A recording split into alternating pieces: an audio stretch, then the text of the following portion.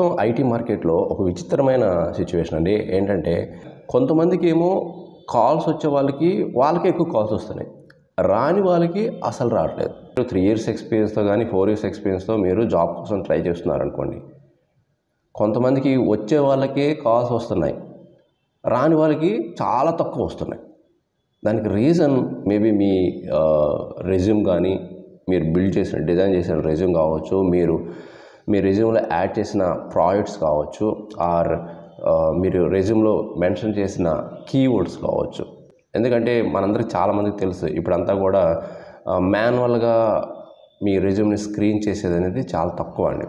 మంచి మంచి కంపెనీలు అన్నీ కూడా ఒక అప్లికేషన్ ఉంటుంది, ATS అప్లికేషన్ అని. సో అది ఆటోమేటిక్గా స్క్రీన్ చేస్తుంది మీ రెజ్యూమ్ని, మీ ప్రొఫైల్ని. మరి ఇలాంటి సిచ్యువేషన్లో మాన్యువల్గా కాకుండా ఆటోమేషన్గా కంప్యూటరైజ్డ్ స్క్రీనింగ్ జరుగుతున్నప్పుడు మీరు కన్ఫామ్గా ఏదైతే రోల్కి అప్లై చేస్తున్నారో దానికి సంబంధించిన రిలవెంట్ స్కిల్స్ కన్ఫామ్గా యాడ్ చేయాలి, స్పెసిఫై చేయాలి మీ రెజ్యూమ్లో. అప్పుడే అది మీ ప్రొఫైల్ని షార్ట్ లిస్ట్ చేస్తుంది. షార్ట్ లిస్ట్ అయిందంటే మీకు కాల్ వస్తుంది HR నుండి. సో ఇంకా మీరు చెప్పే ఆన్సర్స్ని బట్టి వాళ్ళు షెడ్యూల్ చేస్తారు ఇంటర్వ్యూస్. ఓకే, సో ఇది యాక్చువల్గా ప్రాసెస్ అండి. అన్ని కంపెనీస్ ఎలానే ATS application tracking system use చేస్తాయంటే అన్నీ ఏమి యూజ్ చేయవు. మరి వచ్చిన వాళ్ళకే వస్తున్నాయి, మరి రాని వాళ్ళకి అసలు రావట్లేదు. ఓకే, సో ఇది ఎందుకు జరుగుతుంది అనేది అంటే మ్యాక్సిమం మీ రెజ్యూమ్ మీద డిపెండ్ అయి ఉంటుంది. ఎందుకని వేరే వాళ్ళకి వస్తున్నాయి, మీకెందుకు రావట్లేదంటే అదే ప్రాబ్లం అయి ఉండొచ్చు. కాల్స్ పరిస్థితి ఏంటి అంటే, కాల్స్ అయితే ఎక్స్పీరియన్స్ ప్రొఫెషనల్కి వస్తున్నాయి.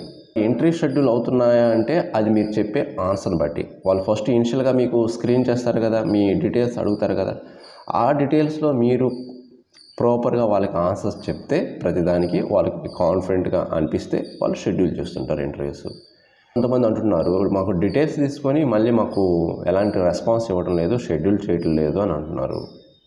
ఎందుకు? దానికి రీజన్ ఏంటంటే మీ డీటెయిల్స్ వాళ్ళకి మ్యాచ్ కాకపోవడం వల్ల వాళ్ళు మీ ఇంటర్వ్యూస్ని షెడ్యూల్ చేయట్లేదు. ఓకే, సో కాల్స్ అయితే ప్రస్తుతం వస్తున్నాయి.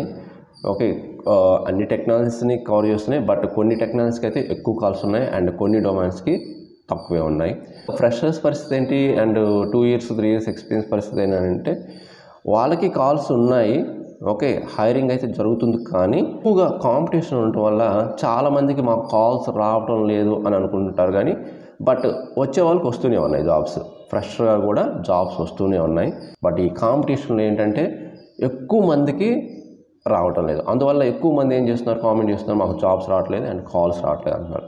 ఆ మిగతా మందికి కూడా జాబ్స్ రావాలంటే ఐటీ ఇండస్ట్రీలో ఓపెనింగ్స్ అనేవి కొంచెం పెరగాలి. అవి పెరగాలి అంటే ఇంకొంత టైం పడుతుంది. ఐటీ మార్కెట్ అనేది ఓపెనింగ్స్, హైరింగ్స్ జరుగుతూనే ఉంటాయి, బట్ కొన్ని ఓపెనింగ్స్ తక్కువ ఉండటం వల్లే ఎక్కువ మందికి కాల్స్ రావట్లేదు. సో ఇదండి ఫ్రెండ్స్, కాల్స్ అయితే ఎక్స్పీరియన్స్ పీపుల్కి ఉన్నాయి, బట్ వచ్చే వాళ్ళకి వస్తున్నాయి, జాబ్స్ వచ్చే వాళ్ళకి వస్తూనే ఉన్నాయి. మీరు గివప్ చేయకుండా ట్రై చేస్తూ ఉంటే కన్ఫామ్గా మీ నెంబర్ కూడా ఒకరోజు వస్తుంది. ఓకే, సో ఇలాంటి మరిన్ని వీడియోస్ కోసం మన ఛానల్ ఫాలో అవ్వండి. మీకు ఇన్ఫర్మేషన్ నచ్చితే లైక్ చేయండి అండ్ మీ ఫ్రెండ్స్కి కూడా షేర్ చేయండి. ఇంకొక మంచి యూస్ఫుల్ కంటెంట్తో మళ్ళీ కలుద్దాం. అప్పటివరకు థ్యాంక్ యూ వెరీ మచ్.